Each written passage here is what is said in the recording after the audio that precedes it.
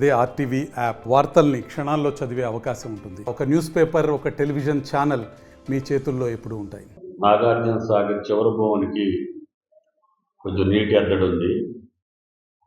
దానికోసం ముఖ్యమంత్రి గారు, నీటిపారుదల శాఖ మంత్రి గారు గోదావరి జలాల్లో మనకు అవకాశం ఉన్న కాడికి అక్కడ ఉన్నటువంటి అవసరాలకి ఉంచుకొని మిగిలిన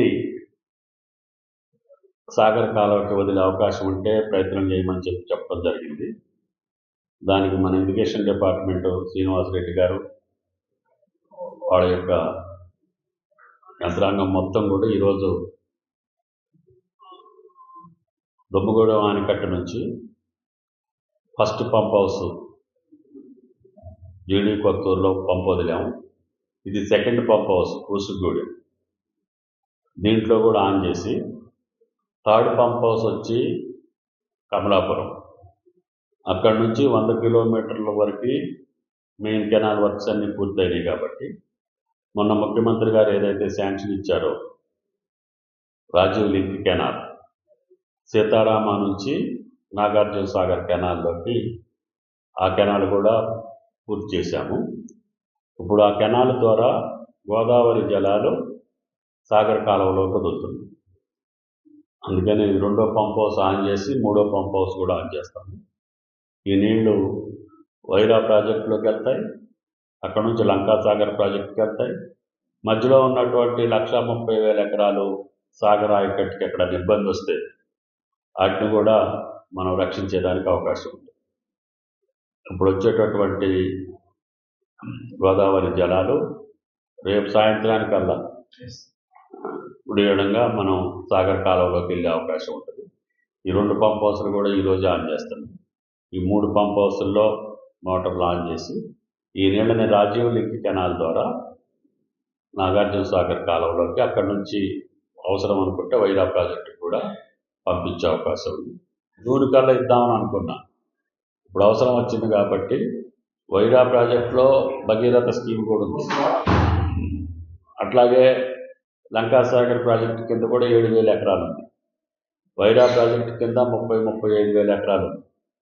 దాంతో పాటు సాగర్ ఆయకట్టును కూడా మనం ఈ పంటలో ఎటాముట్ వచ్చిన సాగర్ నీళ్లు కానీ శ్రీశైలంలో పక్కనున్నటువంటి రాష్ట్రాలు వాళ్ళకి అధికారం ఉన్నదానికంటే, అవకాశం ఉన్నదానికంటే, అలాట్మెంట్ కంటే ఎక్కువ వాడుకుంటున్నారు.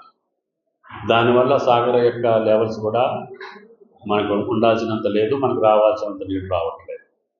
కాబట్టి మేము డిమాండ్ ఏంటంటే ఈరోజు ముఖ్యమంత్రి గారిని, ఇరిగేషన్ మంత్రి గారిని సీతమ్మ సాగర్ని ఇమ్మీడియట్గా ఎన్జీటీ పర్మిషన్ ఇవ్వమని చెప్పి అడుగుతున్నాం.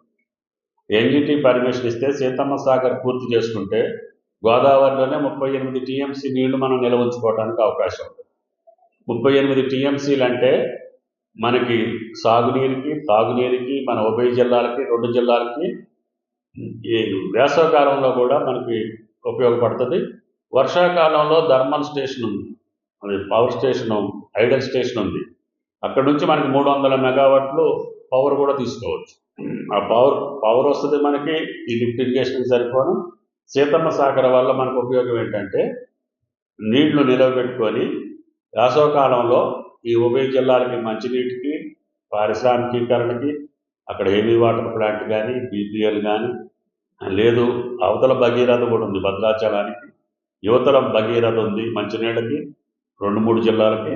అదేవిధంగా సాగునీరు 7 లక్షల ఎకరాలకి సాగునీరు వచ్చే అవకాశం. ఇవన్నీ కూడా ఫుల్ఫిల్ చేసుకోవాలంటే మనకి సీతమ్మ సాగర్కి ఎన్జీటీ పర్మిషన్ కావాలి. అది మనం ఎన్నిసార్లు అడిగినా కూడా కేంద్రం ఇంకా మేనమేషాలు లెక్కేస్తుంది.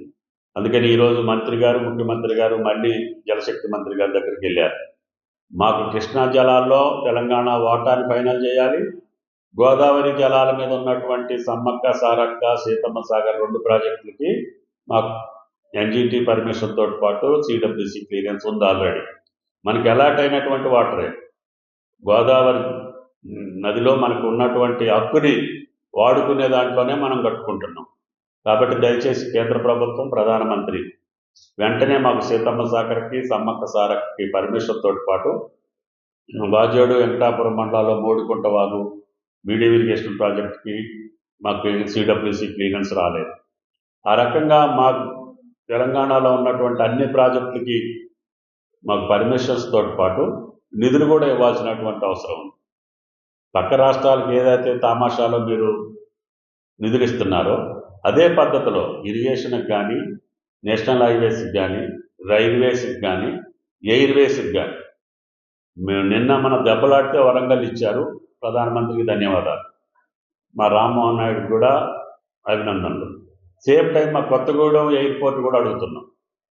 దాన్ని కూడా ఇమీడియట్గా ఫిజికల్ రిపోర్టు, టెక్నికల్ రిపోర్ట్ తీసుకొని కొత్తగూడెనికి కూడా ఎయిర్పోర్ట్ ఇస్తే భద్రాద్రితో పాటు అటు ఛత్తీస్గఢ్ కానీ వేరే రాష్ట్రాలకు వెళ్ళేదానికి కూడా మాకు అవకాశం ఉంది. రైల్వే లైన్ ఏదైతే ఇప్పుడు ఛత్తీస్గఢ్కి మీరు శాంక్షన్ ఇచ్చారో ఇమీడియట్గా పాండురంగాపురం నుంచి 16 కిలోమీటర్లు సారపాక వరకు వేస్తే భద్రాద్రిని కూడా మనం రైల్వే కనెక్టివిటీ చేస్తాం. నేను మొదటి నుంచి నా దెబ్బలాట ఏంటంటే నేషనల్ హైవే భద్రాచలానికి ఉండాలి. అది జగదల్పూర్ శాంక్షన్ చేసుకున్నాం, పనులు అయింది. రైల్వే లైన్ కూడా శాంక్షన్ అయింది, పనులు మొదలు పెట్టాలి. ఎయిర్వేస్ కోసం ప్రయత్నం చేస్తున్నాం, అది కూడా ఎయిర్పోర్ట్ కావాలి.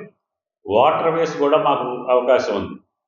రేపు పోలవరం వాళ్ళు పూర్తి చేసుకుంటే రాజమండ్రి నుంచి పోలవరం నుంచి సీతమ్మ సాగర్ నుంచి సమ్మక్క సారక్క నుంచి మేడిగడ్డ, అన్నారం, సుందిళ్ళ, తిన్నగా నాగపూర్ వరకు బార్డర్ వరకు గోదావరి మొత్తం కూడా మనకి వాటర్ వేస్ కూడా అవకాశం ఉంటుంది.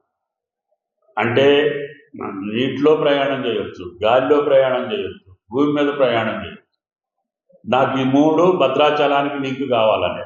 మరిన్ని వీడియోస్ కోసం ఛానల్ ని సబ్స్క్రైబ్ చేయండి. లేటెస్ట్ అప్డేట్స్ కోసం వాట్సాప్ ఛానల్ ని ఫాలో అవ్వండి. ఆ లింక్ డిస్క్రిప్షన్ లో ఉంది.